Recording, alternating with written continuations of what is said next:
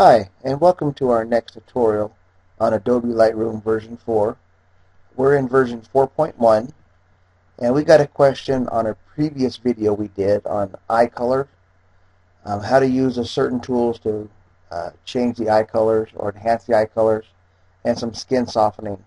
So what we're going to do is we're going to go through the tools individually and kind of give the image some of the settings that we should be looking at.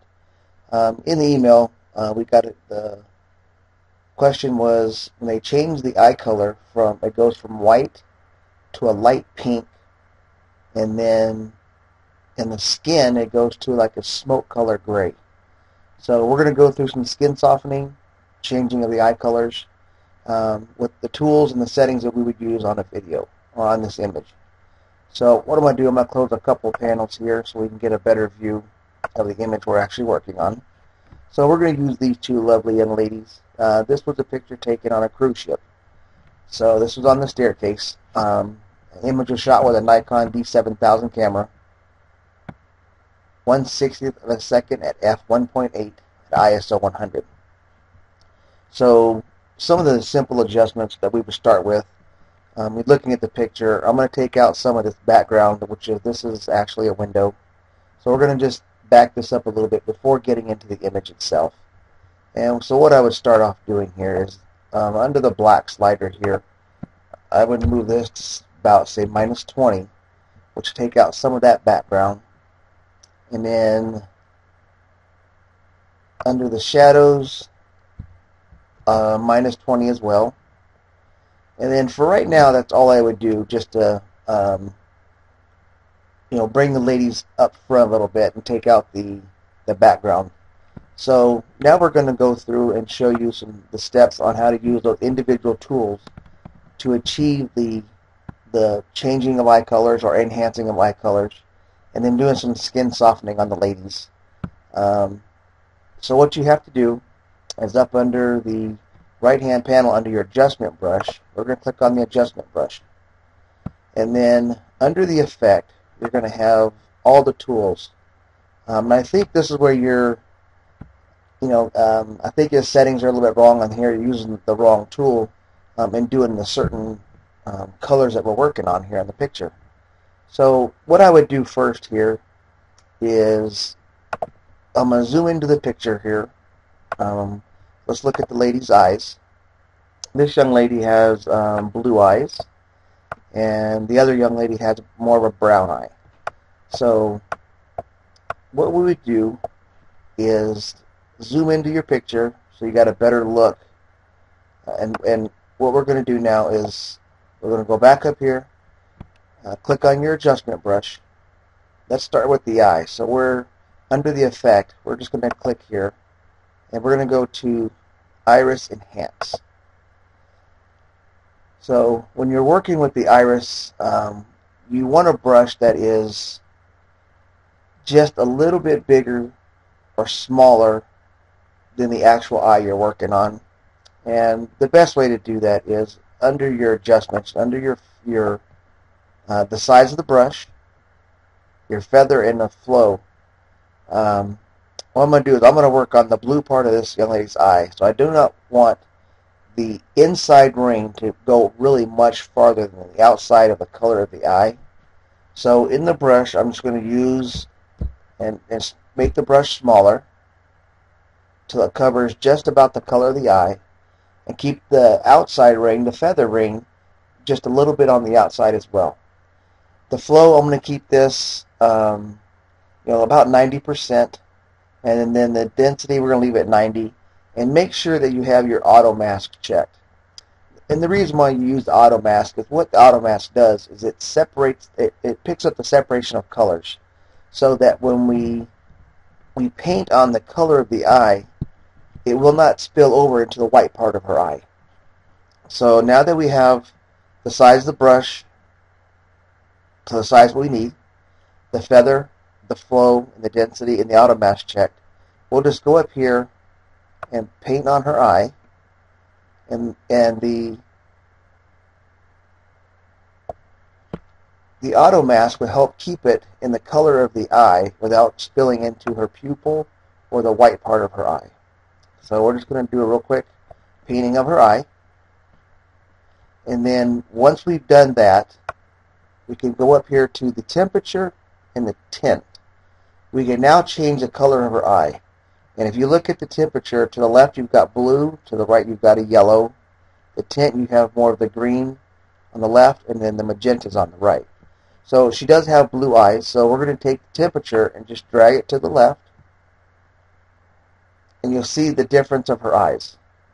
So you don't want to overexpose the color of her eye to make it look unreal, but you can see that we did not spill over into the white part of her eye.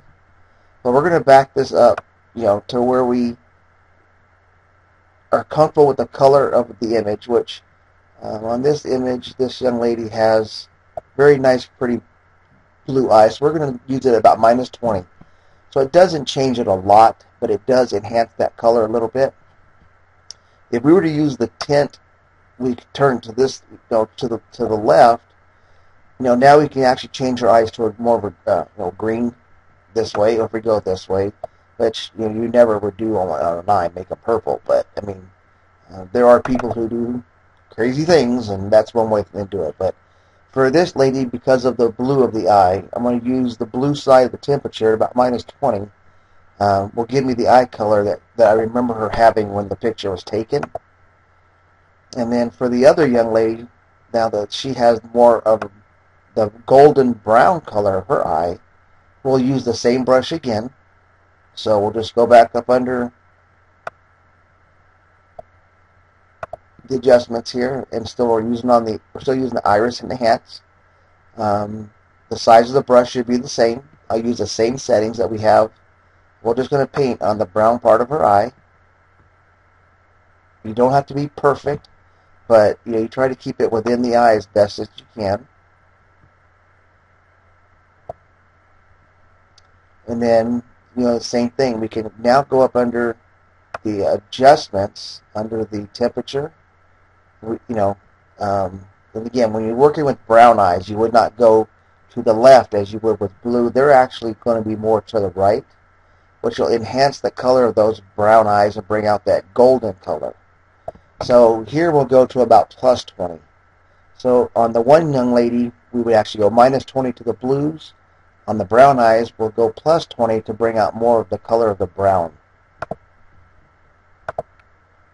So now you can see the color of the eyes have changed slightly in the image. You've brightened up their eye, made them look, the best that you remember seeing the night or the day you took the picture.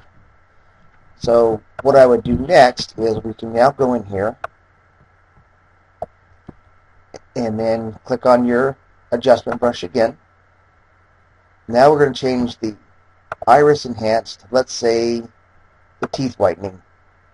She does have very nice white teeth, but we can still enhance that just a little bit. And again, I'm going to use the brush that just covers the teeth that we're working on, the size of the teeth, so I can go through. I'm still going to keep the feather, the flow, the auto mask, and the density at the same settings we had before. And all you have to do now is just paint on the teeth, and you'll just add a little shade of white to make them a little bit brighter,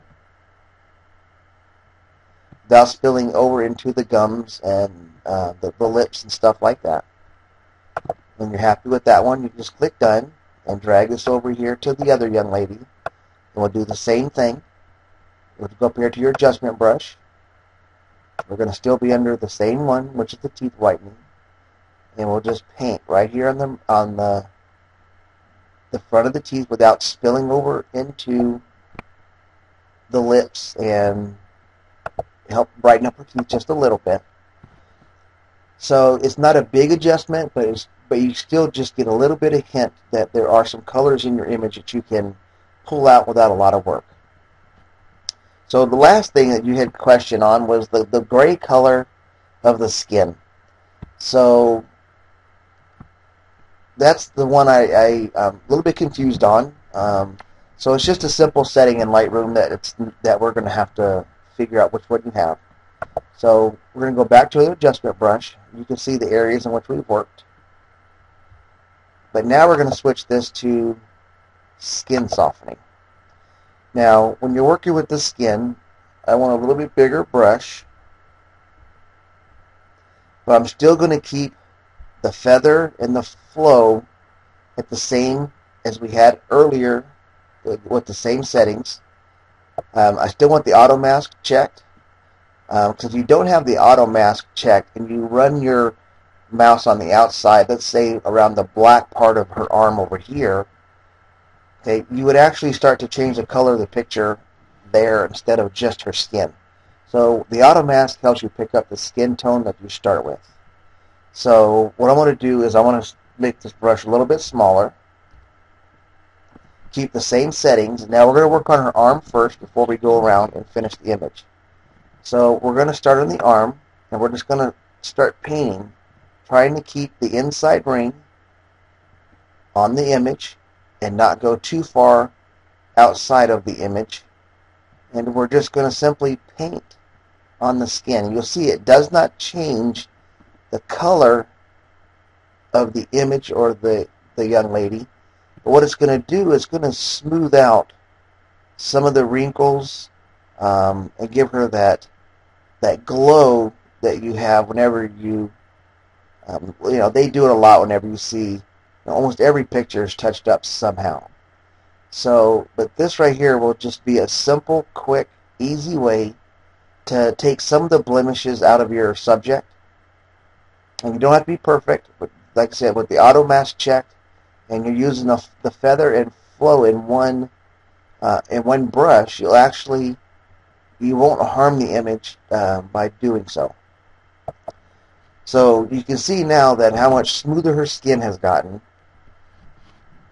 So we're just going to click the done button here, and now we'll zoom into her, and you'll see that we did not change the color of her skin. We just smoothed out some blemishes. We didn't change the colors of the eyes that we had done earlier. We didn't change the brightness of the teeth. And so for the young lady here on the right, we're going to do the same thing. If you zoom in your picture, you can see, the wrinkles that she has.